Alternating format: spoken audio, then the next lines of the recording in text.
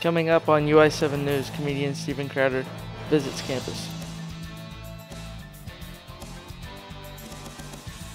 Later, two religious holidays share a special day.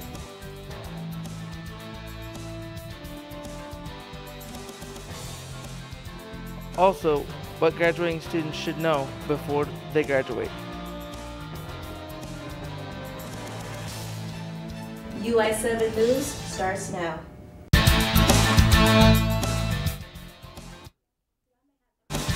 From the Richmond Journalism Teaching Studio at the University of Illinois campus, UI7 News, your U of I news source.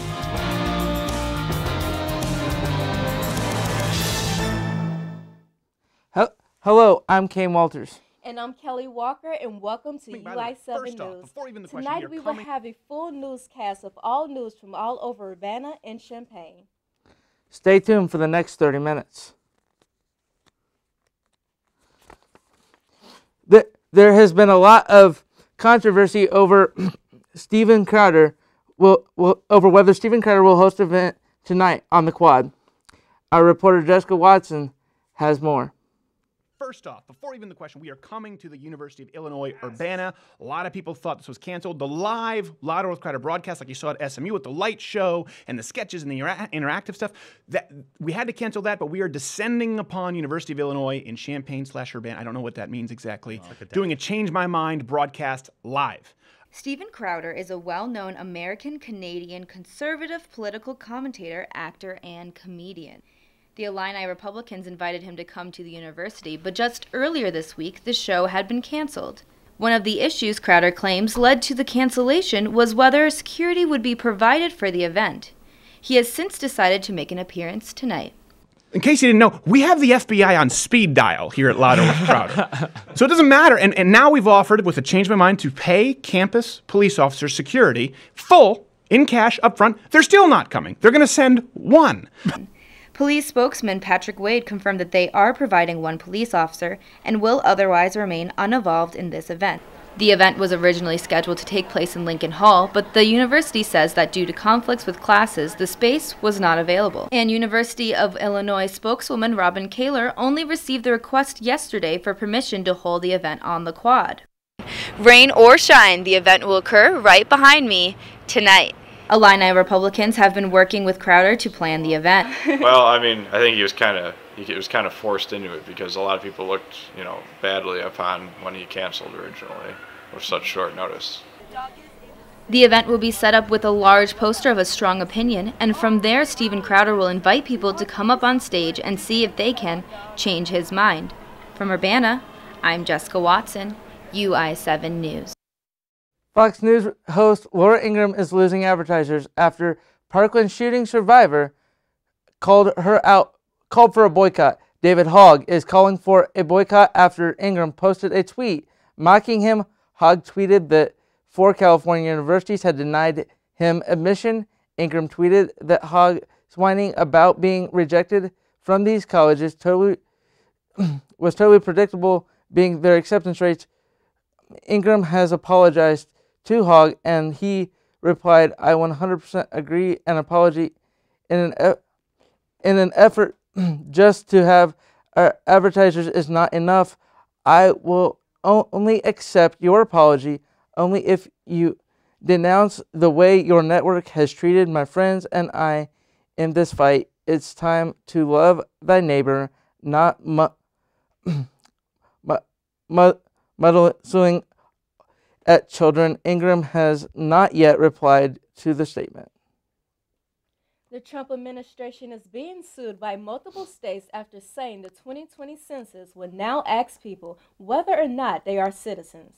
An email was sent out to the president's backers with the subject line stating, "Good news, we are asking about citizenship." California and other states and advocacy groups are planning to sue after hearing this news.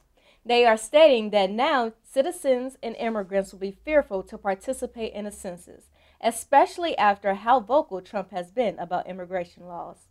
All of these issues could lead to underreporting and not adequately representing our diverse communities. Police are trying to solve the hit-and-run death of U of I wrestler Francis Edelin. The latest on the investigation is he may have been hit by up to 3 vehicles, ranging from a semi to a small car or minivan. Police are urging anyone with any information to call state police at 217-278-5004. If you wish to remain anonymous, contact Champaign County Crime Stoppers at 217-373-8477. A recent report indicated that a quarter of all Champaign-Urbana roads are in poor condition. The research was released by a nonprofit database organization called TRIP. The data collected revealed that 31% of the roads were quoted mediocre and 13% were rated as fair. Nearly 1/3 of all major roads in Illinois are ranked in poor or mediocre conditions. The roads are expected to worsen with more traffic and climate factors. The Illinois Center for Disease Control says that a new B strain of the flu is more severe towards kids. The H3N2 virus, which is an influenza A strain, was the season's most dominant strain. However, this strain has declined in recent weeks, and this B strain, which is more harmful towards children, has ramped up. There have been 46 flu-related hospitalizations and this for the A strain and 127 for the B strain. There has also been a total of 5 pediatric deaths. The CDC estimate this year's flu shot was 25% effective against the A strain and 42% effective against the B strain. Before we go to break, we have Jessica here with a quick weather update. Thanks, Kelly. Tonight, unfortunately, it is going to be a chilly one. It looks like temperature will be about 32 degrees and the wind 14 miles per hour. You know, guys, I'm not going to lie. It's been really hard being back here after a week of spring break. I was able to go to Florida, and oh my goodness, the weather here has really been bringing me down. Hear more for the weather later on from me, and I hope to see you later.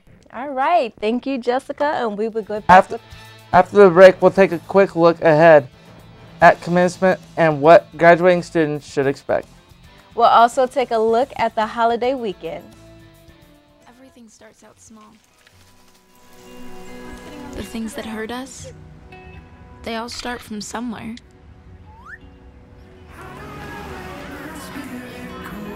The words we say, the things we do, they can grow into something else. What was small and innocent can become big and sometimes scary. All it takes is one comment, one picture, one video for something to catch fire. But a big problem doesn't need a big response. Not at first. Even if we don't know what to say, the eye emoji can be that first step we take. Let's all pledge to take that first small step together and change the world in a big way. I'm a witness, and so are you.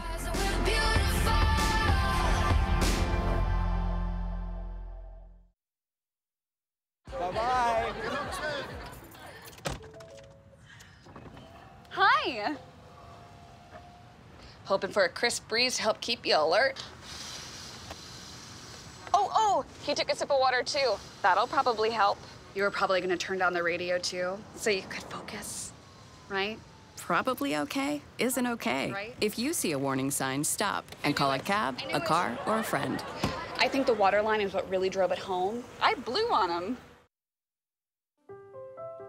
So we were walking to school. I started thinking about lunch. Mom packed me turkey and cheese. She's I really want smart. cheese pizza. Sometimes her mind wanders. We should have a sleepover. I remember saying, Laura? I think I heard Mom say something. The sign says don't walk. Sometimes it's so overwhelming. I really hope she doesn't I have really another hope I bad don't day have another at bad day at school school today. When you can see learning and attention issues from their side, you can be on their side. Go to understood.org, a free online resource with support and tools to help your child thrive.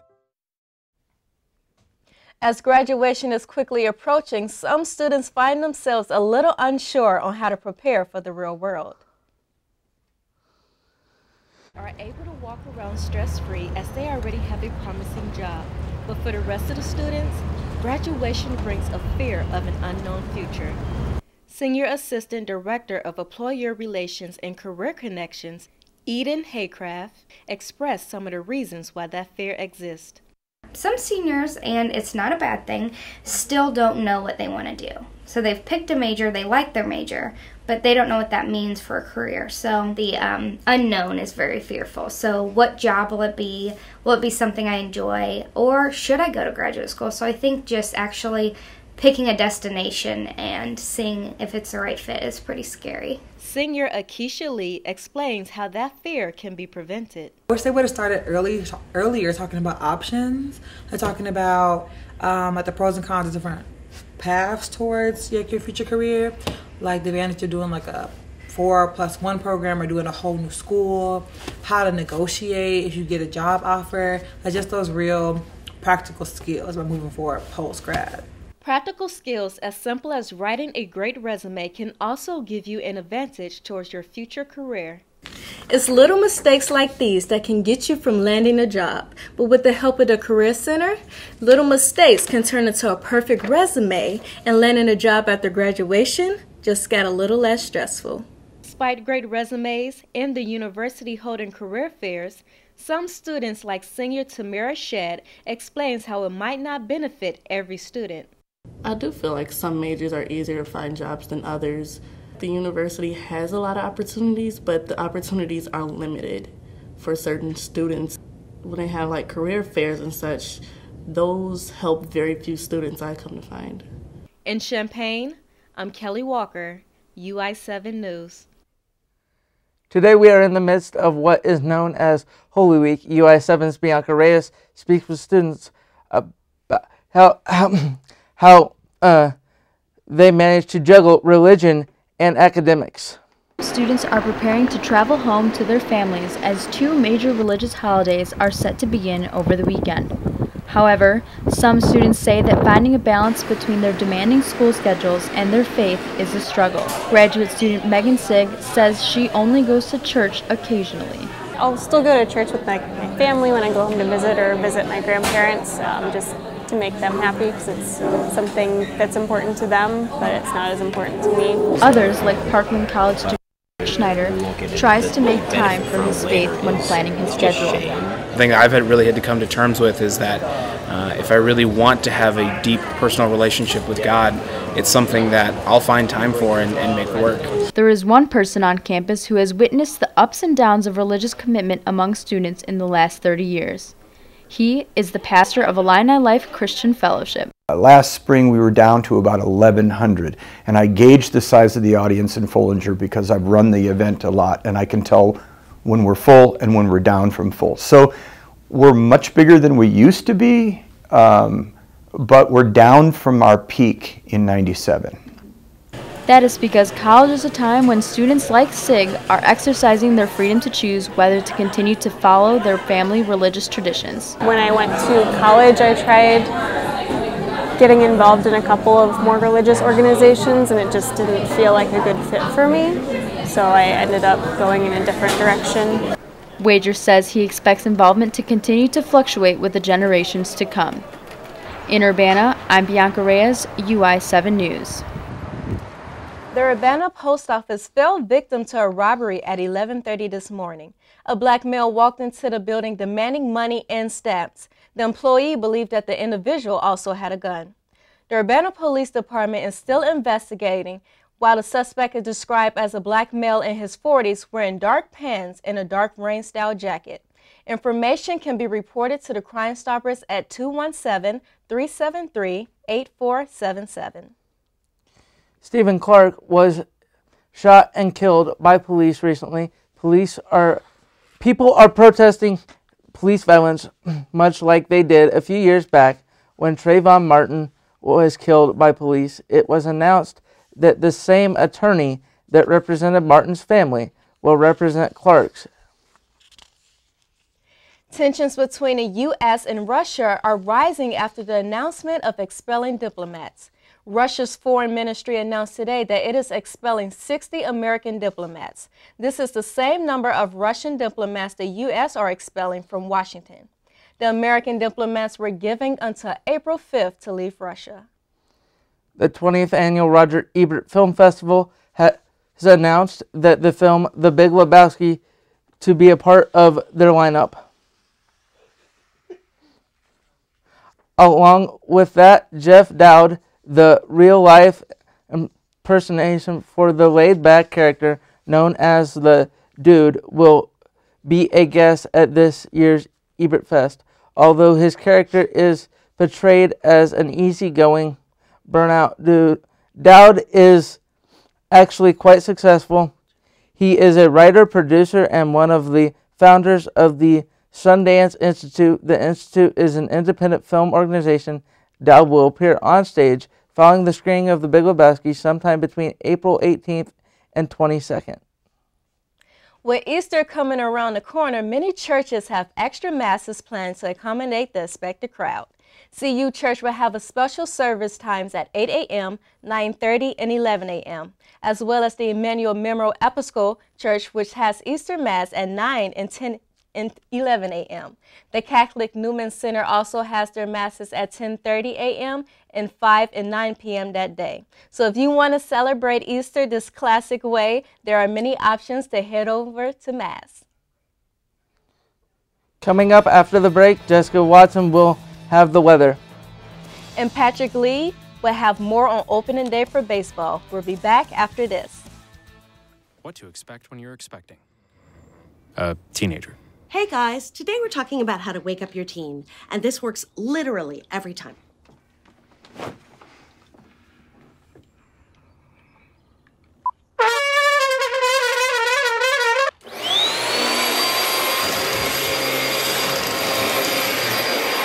Give kisses. Give kisses. Look. Give kisses. Give kisses.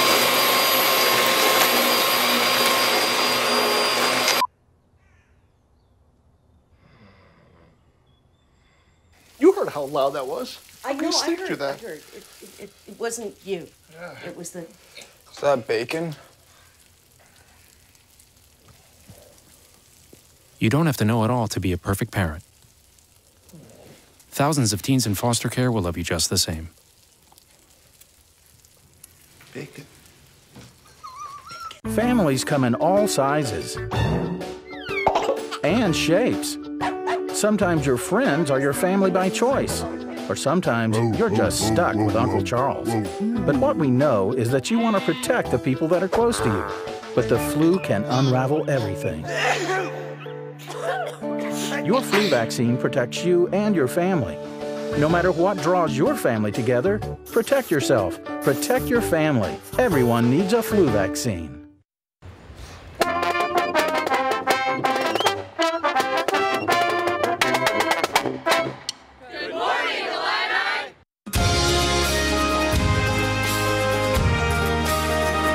Good morning, Illini.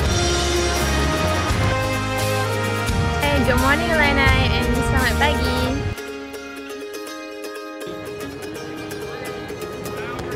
Good morning, Illini. It has been a gloomy couple of days, and the rain doesn't seem to be stopping anytime soon. Let's check in with Jessica Watson to see if we are going to get some relief. Thank you guys. Today the weather has been really rainy and cold, but hopefully looking into this weekend we will see a little bit more sunshine. First, let's take a look at this front that we have hitting us right now. As you can see, it is in the lower part of Missouri and making its way up into the east towards New York City. And as you can see, the yellow right here is the stronger precipitation, which has been hitting right where we are right now, but it's making its way up, so soon we will have way less rain. Now, it's been a very slow front, which is why we've been seeing it the past few days, but hopefully the weekend will be much better. All right, now looking into local temperatures all around, it's pretty much at the 50s with Bloomington and Danville at 49 degrees, slightly colder, but all pretty much average all around. Now zooming out to Midwest temperatures. Up in Chicago, if you're planning on going home for the weekend, make sure to pack a few more jackets because it's going to be a little bit colder than what we're dealing with over here. And if you're looking for a little weekend vacation, Paducah will have temperatures in the 60s and slightly warmer than what we're dealing with right now. Zooming out to national temperatures, all up in the upper United States, you can see we are in the 50s. It's still pretty chilly, especially in Minneapolis, where it is 42 degrees right now. But if you go further down in the United States, Phoenix is at 86 degrees this weekend. Wouldn't that be nice? And Miami is at 79 degrees, where the Cubs just played and brought home their win. And now let's look at tonight's temperature. Tonight we will see a lot less rain, thank goodness, but it will be 52 degrees and chilly. So bundle up if you're planning on going out and stay comfortable. And going into tomorrow, it will be slightly warmer and partly cloudy at 32 degrees and 10 miles per hour. So if you're planning on starting your weekend and having a good day, go outside, have some fun. Going into our 5-day forecast, as you can see, Friday there's still the potential of some rain, but Saturday it looks like we will be seeing only sunshine, and Sunday and Monday will be partly cloudy and slightly colder, but hopefully there'll be enough sun out to go and pick up some of those Easter eggs as well. And unfortunately Tuesday it looks like we're going to be seeing some rain again, but make sure to enjoy the weekend while you can. So do you guys have any plans for Easter right now? Probably to go home, you know, spend time with family. Holidays should always be about family. Yeah, and though hopefully will be a little bit of sun, which is all the better. So, perfect. Well, thank you so much. Thank you. Absolutely. Joining us now is Patrick Lee with sports. Well, coming up after the break, I will be giving you a recap of opening day as well as coverage of several Illinois sports. Till then, check out what a few students on campus had to say about the first day of the MLB season. I'm a Cubs fan, baby. Opening day, it's here. I think we'll make the playoffs. A little worried about winning the division over the Cubs, though. First inning, first at bat, Ian Happ leads off with a home run. It doesn't get any better than that. The season's back, baby. It's a little bit nerve-wracking in some ways with the recent Nationals-Cubs rivalry in the playoffs. But, you know, it'll be fun. Yeah, I think it's awesome. It's a great way to jumpstart the fan base all at one time to get them re-energized for the season.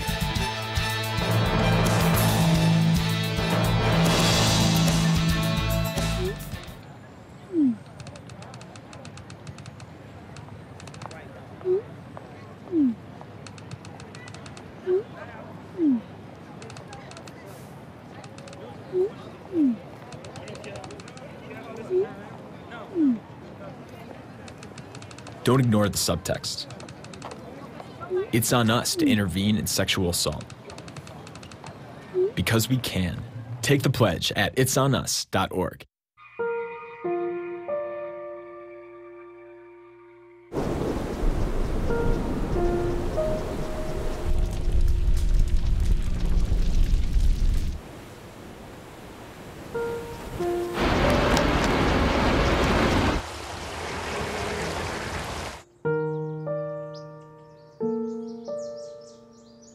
Don't wait. Communicate. Make your emergency plan today. There. Can I tell you a cat joke? Just kidding. Why did the girl ask the mushroom to dance? Because he was a fun guy. What do you call a pig that knows karate? Pork chop.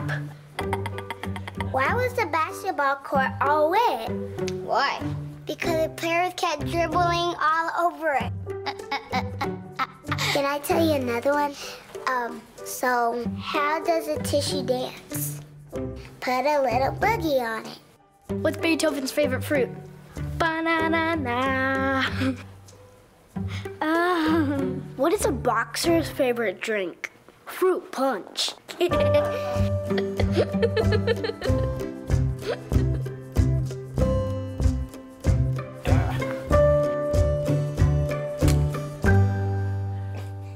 It's opening day for the MLB, and for the first time since 1968, all 30 teams will be playing on the same day. While the White Sox are in the middle of their own opener, the Cardinals and the Cubs opened their seasons earlier today. The Cubs are the preseason favorites to win the NL Central, and they sure look to be in top form today. Ian Happ took the very first pitch of the 2018 season deep off of Miami Marlins pitcher Jose Urena. Urena pitched 4 innings and picked up the L, while John Lester secured his first win of the season, going 3 1/3 deep and giving up 4 runs. Anthony Rizzo and Kyle Schwarber hit home runs, giving the Cubs the 8-4 win to open the season. The St. Louis Cardinals did not have as strong of a start. Redbird ace Carlos Martinez got shelled early on, and the Cardinals were never able to come back. They lost 8-4. There were some bright spots, though. Catcher Yadier Molina hit a home run in his first at-bat of the season, and Jose Martinez hit one as well. Carlos Martinez never really found his rhythm and was taken out of the game in the 5th after an RBI double from the Mets' Adrian Gonzalez. We will have updates from the White Sox game against the Kansas City Royals later on. And speaking of baseball, Illinois baseball has been hot, but they got a little scared in the form of Concordia, Chicago yesterday afternoon. Head coach Dan Hartleb made good use of his pitching staff. The Illini went through 6 pitchers, with sophomore Zach Jones getting the nod. He only pitched for 1 inning, in which he gave up 1 hit but no runs. Freshman Ryan Cutt had the longest outing amongst Illini pitchers. He went for 3 innings, giving up 1 earned run. Cutt only pitched 3 innings total all season. After 6, the game was still close. The Illini only held a 1-run lead against their Division III opponent, but they broke it open in the 8th. Sophomore Brent Spillane went deep with a solo shot. It was his 2nd home run of the game. He now has 11 home runs on the season. Doran Turchin added another home run late in the 8th to extend the lead to 5-9. Concordia added another run in the 9th. Illini baseball has won 15 of its last 17 games. The Illini softball team had a doubleheader against in-state rival Northwestern on Tuesday. Both games were high-scoring affairs. The Illini fell behind 8-0 after 4 innings, but they did not roll over. They scored 7 runs in the bottom of the 5th, but they were unable to tie it up, and the Wildcats took the front end of the doubleheader 8-7. The second game seemed to be more of the same. Northwestern took a big lead early on, and it wasn't until the later innings that the Illini made their run.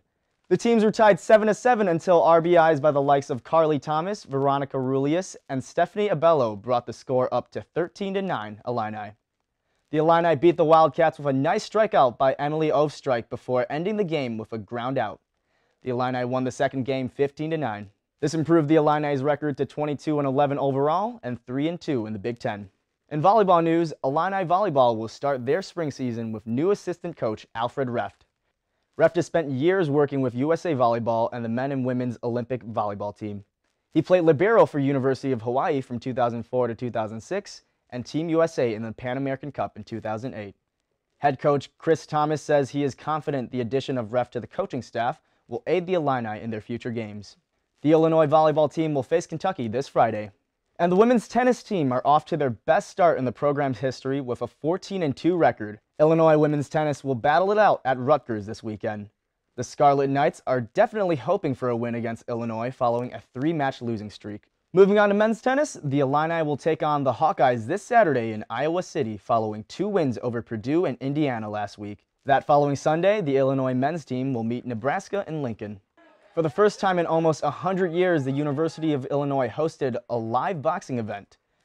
Over spring break, the ARC played host to the 2018 United States Intercollegiate Boxing Association National Championships. To put it into context, check out this picture of the last live boxing event held at the university at the Armory back in 1920. After 98 years, the UCIBA National Championships reintroduced live boxing to the U of I. Over 170 student boxers from 48 schools across the nation came to compete. Not forget about our Illinois women's team. Shelby Harrison won her 2 fights to become the 165 beginner women's national champion alongside uncontested Jessica Huang and Maria Huerta. The Illinois men's team ran through most of their competition, boxers winning 15 national championship belts, first place in the men's division, 3 Fight of the Night medals, and 2 Best Beginner Boxer awards. Thanks, Pat, for the sports update. And how was your weekend? It's pretty cold, but, you know, it's been getting warmer, so I guess it was right. Your spring break was good? Quite all right. How was yours? The couch is a lovely place. Oh, yeah. Well, that's a wrap for tonight's edition of UI7 News. Thanks for joining us. For more on our stories, please follow us on Facebook, Twitter, and YouTube. We'll be back next Thursday with another edition of UI7 News.